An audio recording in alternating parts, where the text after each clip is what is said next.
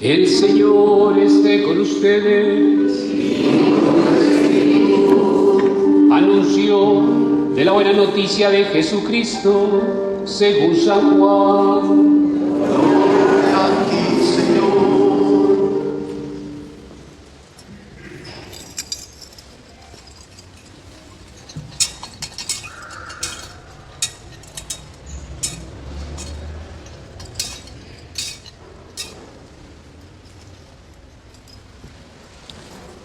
Tanto amó Dios al mundo que entregó a su unigénito para que todo el que cree en él no perezca, sino que tenga vida eterna. Porque Dios no envió a su Hijo al mundo para juzgar al mundo, sino para que el mundo se salve por él. El que cree en él no será juzgado. El que no cree ya está juzgado porque no ha creído en el nombre del unigénito de Dios. Palabra del Señor. Se puede sentar.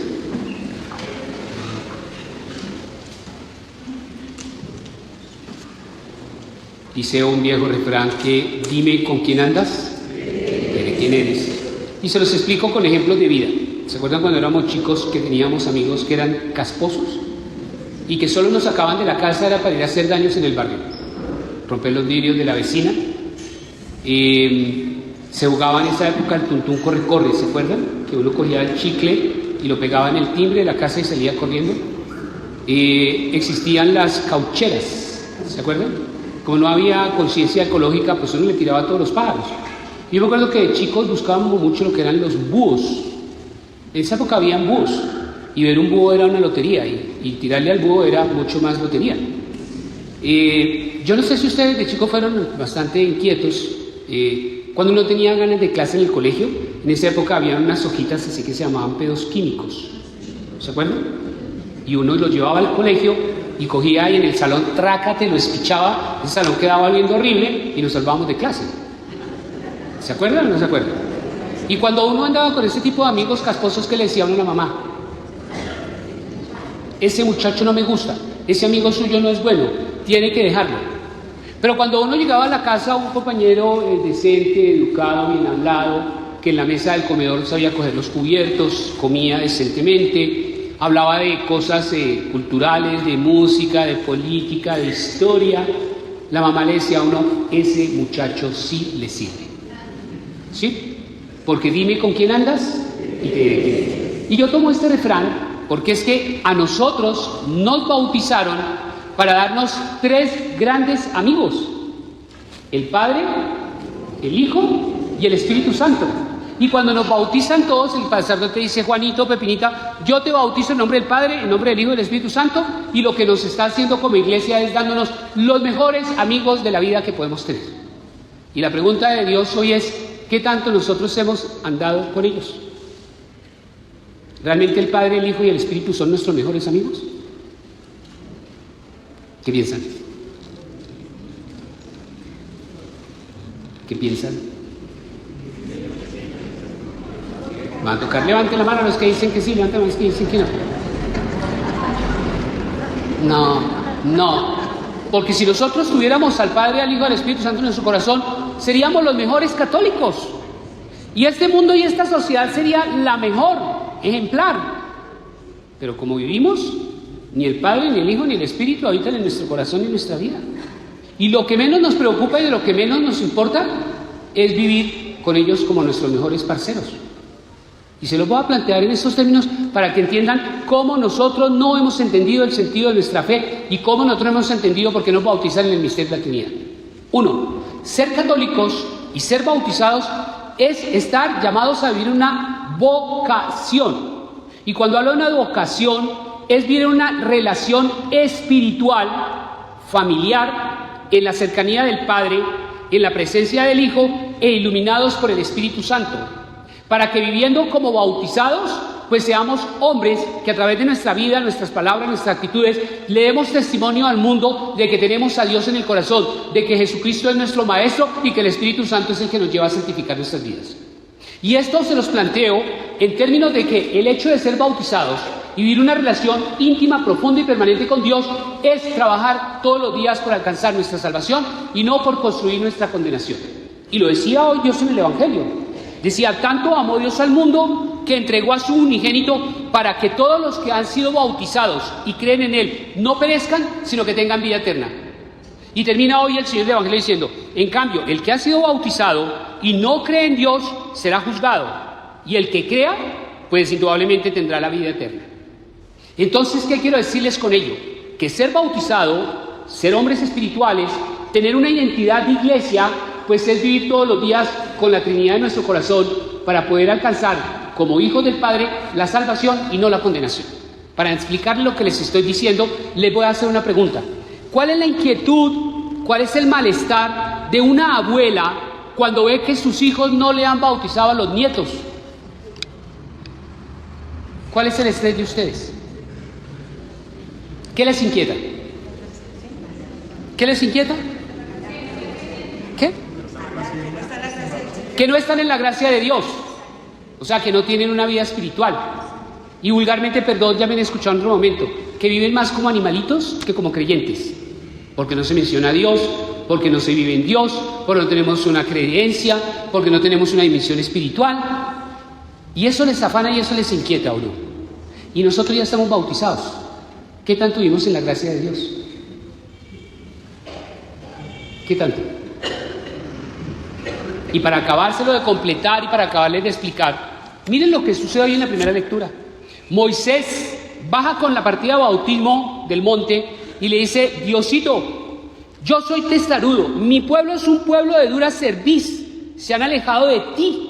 A pesar de tener una identidad de creyentes y de ser hijos tuyos, no acuden a ti, no caminan contigo. Por eso Dios clemente y misericordioso, lento a la cólera y rico en clemencia, perdona nuestras culpas y no tomes en cuenta nuestros pecados. Y nosotros somos bautizados, de dura cerviz, con partida de bautismo a la mano. Pero ¿qué tanto nos acercamos a Dios? ¿Qué tanto vivimos con Dios en nuestro corazón? ¿Qué tanto nuestra vida cristiana gira en torno a una dimensión espiritual? Y como lo decían ahora acá, ¿qué tanto vivimos agraciados en Dios? Y ya somos bautizados. Y para completarles el tema, miren, hay una cosa hermosa en las mujeres que siempre viven su vocación de madres a flor de piel. Y así no sean las mamás, sean las tías, sean las hermanas, una mujer vive su vocación de madre con ternura, con sabiduría, con paciencia, con bondad. Y así sea el hijo, así sea el nieto, así sea el hermano, así sea el familiar, así sea el cuñado, así sea el que sea, el vecino, la mamá siempre le habla a uno con amor, con ternura, con sabiduría, le da buenos consejos, lo orienta a uno, lo consuela, lo fortalece, ¿o no? Vive su vocación de mamá.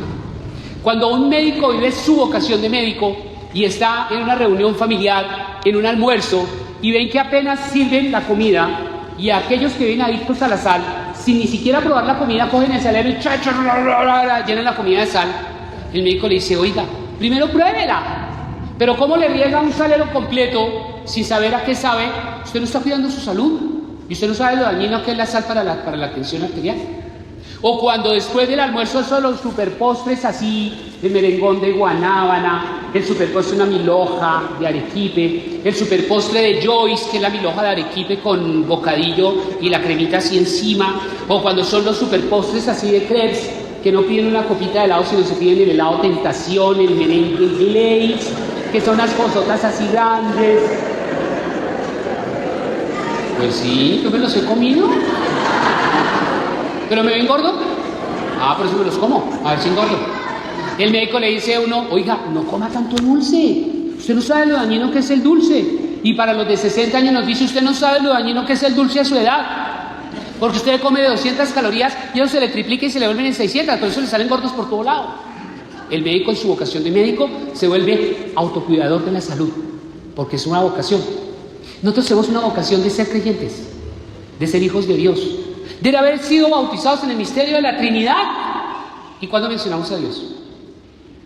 ¿Cuándo hablamos de Jesucristo? ¿Cuándo nos renovamos en el Espíritu? Así, en blanco y negro, nosotros recibimos una educación espiritual. Que trabajamos es por salvarnos, no por condenarnos. Porque de nada nos sirve tener la partida si no vivimos espiritualmente conectados con Dios. Y por eso lo dice obviamente el Evangelio.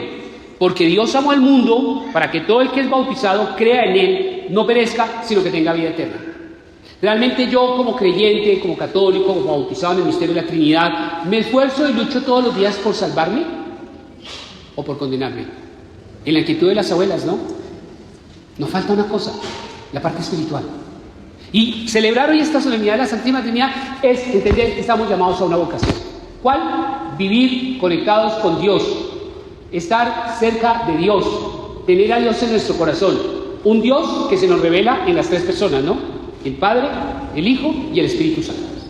Y la segunda invitación que nos hace Dios cuando nos dice, venga, déjenme ser sus parceros y verá cómo les va a ir de bien, es que ser bautizados en el misterio de la Trinidad es adquirir una identidad cristiana y es dejar huella en el mundo como creyentes. Y lo decía bellísimamente Pablo en la segunda lectura cuando dice, oiga, vengan bautizados, trabajen por su perfección, trabajen por su perfección, anímense para que todos tengan un mismo sentir y vivan en paz, porque el Dios del amor y de la paz está con ustedes. Y termina bellísimamente Pablo diciéndonos cómo alcanzamos la perfección, y es que la gracia de nuestro Señor Jesucristo, el amor de Dios y la comunión del Espíritu Santo esté con nosotros. ¿Qué quiere decir eso?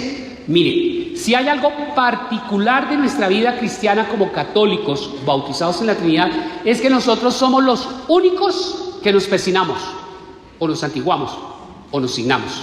Ninguna otra religión usa este signo, ninguna, somos nosotros. Entonces cuando uno se levanta, ¿qué es lo primero que uno hace? Se da la bendición, ¿no es cierto? Y cuando uno pasa por una iglesia, y o está abierta o no está abierta, ¿uno qué hace? Se bendice, ¿no? Y cuando uno va a hacer oración, ¿qué hace? También, ¿no? Y cuando iniciamos esta Eucaristía, ¿qué hicimos? Ese signo se tiene que volver realidad en nuestra vida para configurarnos con la Trinidad, adquirir una identidad trinitaria. La vida de todo bautizado tiene que ser trinitaria. ¿En qué dimensión? Que yo digo en el nombre del Padre y que me toco. ¿Qué tenemos en la cabeza? Pensamientos, ¿no? Nuestros pensamientos son como los de Dios. ¿Dios piensa mal de las suegras? Aquí me están diciendo que no tienen. ¿Ustedes sí saben por qué Jesús fue el peor enemigo de Pedro? Porque le salió la suegra. Entonces, ¿Dios piensa mal de las suegras? ¿Dios piensa mal de las nueras? ¿Dios piensa mal de los yernos? ¿Dios piensa mal del cura? Dios no piensa mal de nadie. ¿Y nosotros pensamos como Dios? ¿Nuestros pensamientos son idénticos a los de Dios? Ok. ¿Y del Hijo? ¿Y qué nos tocamos? ¿Qué tenía Jesús en el corazón? ¿Y qué tenemos nosotros en el corazón? Rabia, resentimiento, envidia, arrogancia. ¿Y del Hijo? ¿Qué me tocó? ¿Para qué nos dio Dios los brazos? Para cargar, para levantar, para soportar, para servir, para abrazar. ¿Y qué hacemos nosotros con los brazos? Porque hoy en día todos estamos sufriendo de este dedito. ¿Y porque hoy en día estamos con problemas del túnel? ¿Qué hacemos con las manos? Dedicados a la tecnología y whatsappear todo el tiempo. Y solo hagan un ejercicio. Hoy cuando lleguen, miren qué tan peladito está el control del televisor. Y miren las teclas de su computador. Porque una vez llega a un computador, me puse en un computador, y entonces la A es un pedazo de esparadrapo donde está la A. La coma es un pedazo de esparadrapo donde le pusieron la coma. ¿Por qué? Fue tanto lo que chatearon y tanto lo que estuvieron metidos por internet que le borraron las teclas al computador. Entonces, cuando mis pensamientos sean como los de Dios, mis sentimientos sean como los de Jesús y mis obras sean como las del Espíritu Santo, en ese momento yo puedo decir que he trabajado por la perfección de mi vida, procurando tener un mismo sentir, procurando tener a Dios en mi corazón y viviendo en la gracia de nuestro Señor Jesucristo, el amor de Dios y la comunión del Espíritu Santo en nuestro corazón, que es lo que nos dice hoy Pablo. Porque es que ser creyentes, ser bautizados y tener a Dios como el mejor amigo es procurar que mis pensamientos, mis sentimientos y mis obras sean un fiel reflejo de la presencia de Dios en mi vida. Y por eso Él nos dice, ténganme como amigo y verá cómo les va a ir de bien en la vida. Y celebrar en la Santísima Trinidad un misterio tan profundo de fe sobre el cual se consolida nuestra condición de bautizados es entender que lo mejor que nos puede pasar es recibir al Padre, al Hijo y al Espíritu Santo en nuestro corazón para tenerlos como los mejores amigos y poder vivir como los mejores creyentes.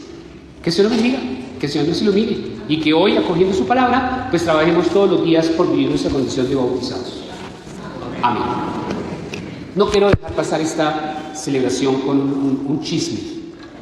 Cuando yo era chiquito, muy inquieto, un poquitico más de lo que hoy en día soy, le preguntaba a mamá: mamá, explícame el misterio de la Trinidad. Y muchas veces se lo pregunté a mamá, y mamá siempre me decía: mijo, no te lo puedo explicar, porque si lo entiendes, deja de ser misterio. Y yo me iba feliz. Y el problema era que mi mamá tampoco sabía yo qué era lo que le estaba preguntando. Y después de mucho tiempo fue mi pregunta existencial cristiana: ¿cómo entiendo el misterio de la Trinidad?